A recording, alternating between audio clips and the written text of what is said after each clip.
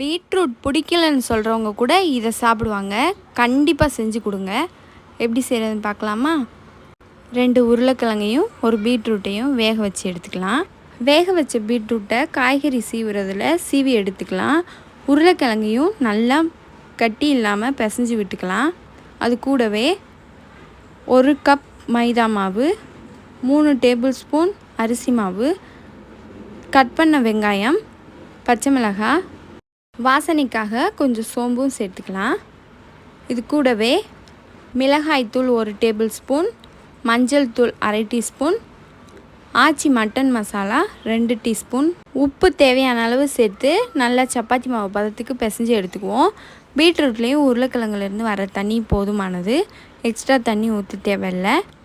சின்ன சின்ன உருண்டைகளாக உருட்டி கொதிக்கிற எண்ணெயில் பொரிச்சு எடுத்தோம்னா சூப்பரான சுவையான பீட்ரூட் உருளைக்கிழங்கு கோலா உருண்டை ரெடி.